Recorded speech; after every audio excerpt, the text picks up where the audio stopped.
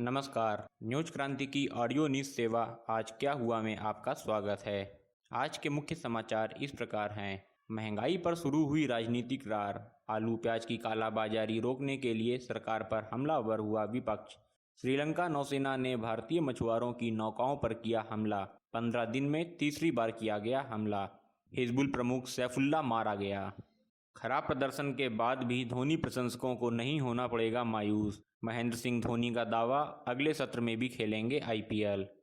उत्तर प्रदेश में नहीं बख्शे जाएंगे जमाखोर, मुख्यमंत्री योगी आदित्यनाथ ने दिए आलू प्याज दाल आदि के जमाखोरों के खिलाफ छापेमारी के निर्देश। अब समाचार विस्तार से। कहते हैं ओल्ड इज गोल्ड कहलाता है, इसलिए तो कानपुर आज भी दुलारी ज्वेलर्स ग्रुप पर अपना भरोसा जताता है। दुलारी ज्वेलर्स ग्रुप, कानपुर की pure old and trusted jewellery showroom. Visit की Dulari jewellers Kidwai Nagar and Dulari jewellers Lal Bangla. देश में एक ओर जहां चुनावी माहौल है, वहीं दूसरी तरफ मुख्य विपक्षी दल कांग्रेस ने भाजपा नीति केंद्र सरकार को महंगाई के मुद्दे पर घेरना शुरू कर दिया है। कांग्रेस ने कहा कि आवश्यक वस्तुओं की कीमतें आसमान छू रही हैं, लेकिन सरकार आलू प्याज जैसी वस्तुओं की कीमतों और उनकी कालाबाजारी रोकने के लिए कदम नहीं उठा रही है। कांग्रेस प्रवक्ता गौरव वल्लभ ने आज आयोजित एक संवाददाता सम्मेलन में आरोप लगाया कि आवश्यक वस्तुओं की कीमतें कृत्रिम रूप से बढ़ रही हैं। सरकार को जीडीपी बढ़ाने का प्रयास करना चाहिए था, लेकिन उसके कुप्रबंधन के कारण आलू प्याज टमाटर जैसी सामान्य सब्जियों तथा दालों के दाम आसमान छू रहे हैं और केंद्र सरकार इसे रोकने का प्रयास नहीं कर रही। उन्होंने कहा कि सरकार की गलत नीतियों के कारण आलू 10 साल में सबसे ज्यादा कीमत पर बिक रहा है, जिससे सामान्य आदमी का जीना दूभर हो गया है।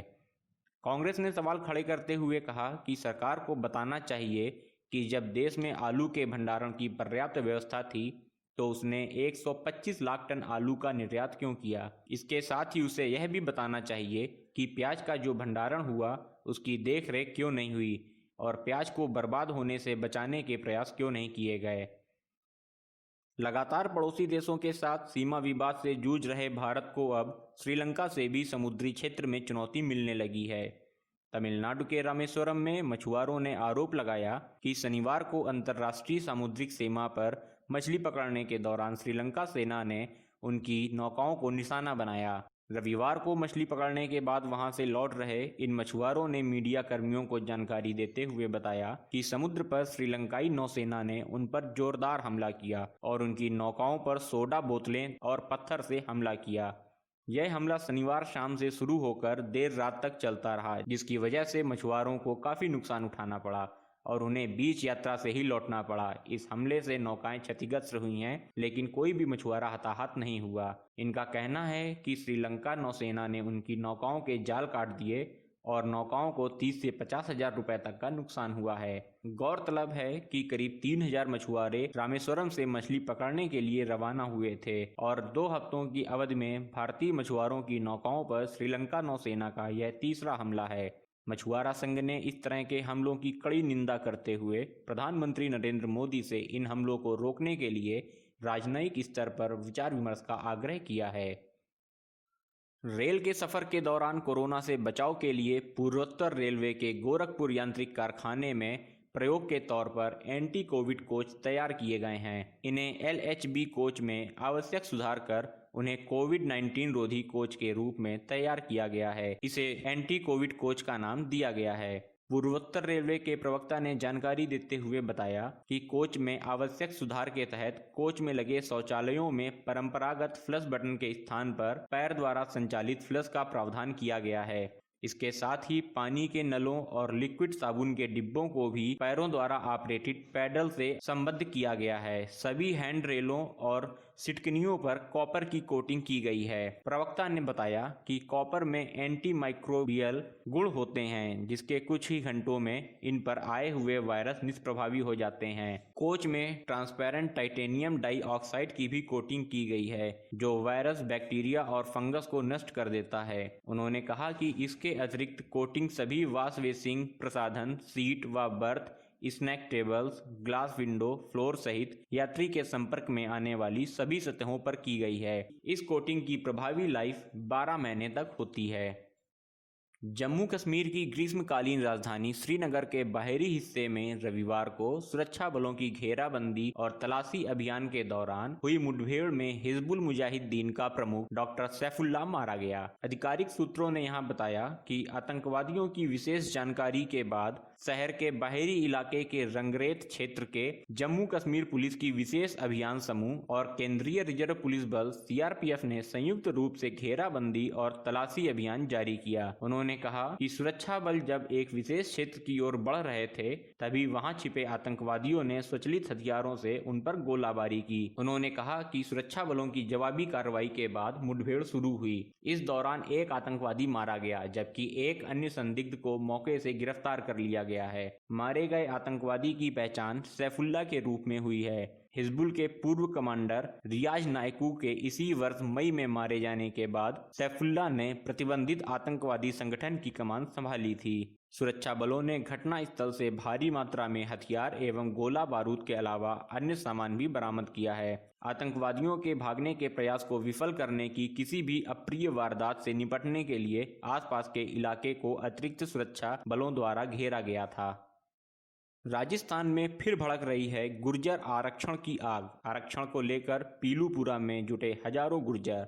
राजस्थान में गुर्जर आरक्षण के लिए आंदोलन पर गुर्जर समाज के लोग दो धड़ों में बंट गए हैं। इस मामले में गुर्जरों के एक गुट की राज्य सरकार के साथ उनकी मांगों के कई बिंदुओं पर सहमति बनने के बावजूद गुर्जर नेता कर्नल किरोड़ी सिंह बैंसला के नेतृत्व में समाज के लोग भरतपुर जिले के बयाना क्षेत्र के पीलूपुरा में जुट रहे हैं। राज्य सरकार ने गुर्जर नेता हिम्मत सिंह गुर्जर के नेतृत्व में आए 41 गुर्जर नेताओं के प्रतिमंडल से शनिवार रात वार्ता की और उनकी मांगों के 14 बिंदुओं पर सहमति बनी, लेकिन कर्नल बैंसला इस बातचीत में शामिल नहीं हुए। इसके बाद दोपहर कर्नल किरोड़ी सिंह बैंसला पीलूपुरा शहीद स्थल पर सभा करने के लिए पहुंचे। इस बीच समाज के कुछ लोग रेल पटरी पर पहुंच गए। हालांकि कर्नल किरोड़ी सिंह बैंसला ने उन्हें रोकने का प्रयास किया। आंदोलन के मद्देनजर रेल मार्ग पर फिलहाल रेलों का आवागमन रोक दिया गया है। इसी तरह गुर्जरों ने बयाना हिंडौला मार्ग पर एकत्रित होकर जाम लगा देने के भी समाचार हैं।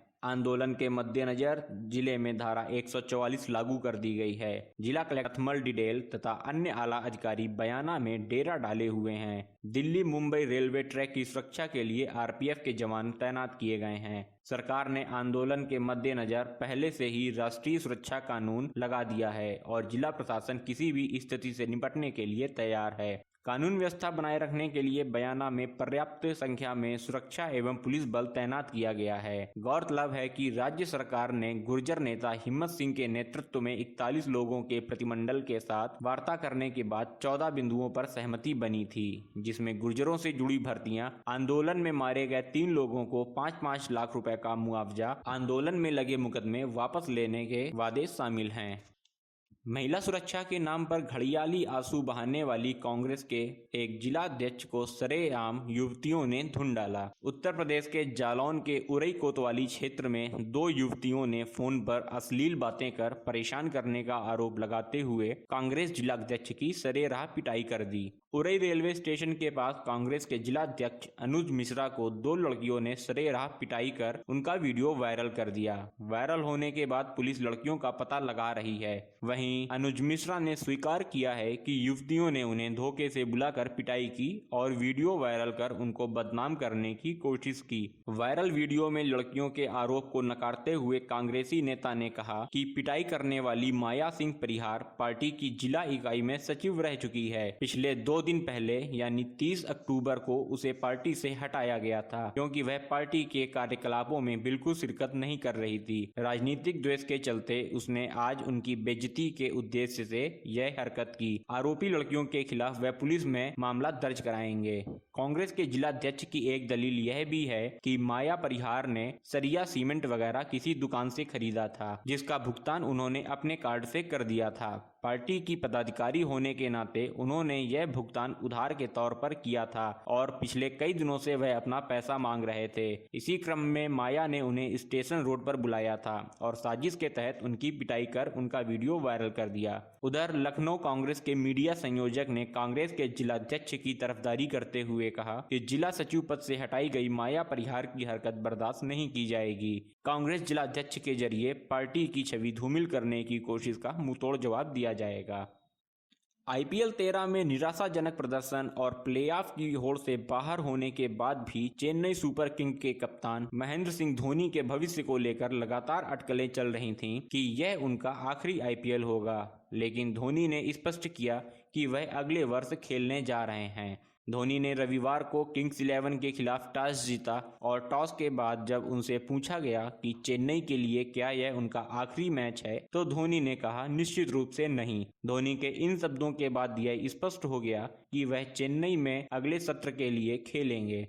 चेन्नई ने धोनी की कप्तानी में 3 बार खिताब जीता है, जबकि 5 बार उप विजेता रही है। इस साल का आईपीएल पहला मौका है जब धोनी की कप्तानी में चेन्नई की टीम प्लेऑफ में नहीं पहुंच पाई।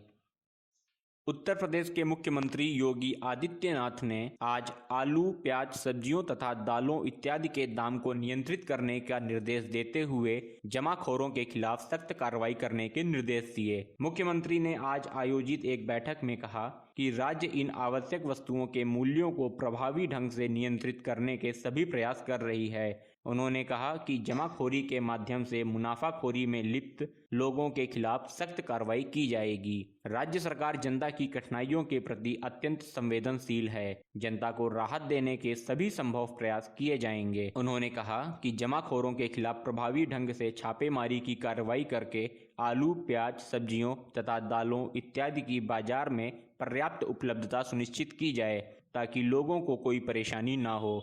उन्होंने जमाखोरों के खिलाफ छापेमारी की कार्रवाई करने का निर्देश दिया है। कहते हैं ओल्ड इज गोल्ड कहलाता है, इसलिए तो कानपुर आज भी दुलारी ज्वेलर्स ग्रुप पर अपना भरोसा जताता है।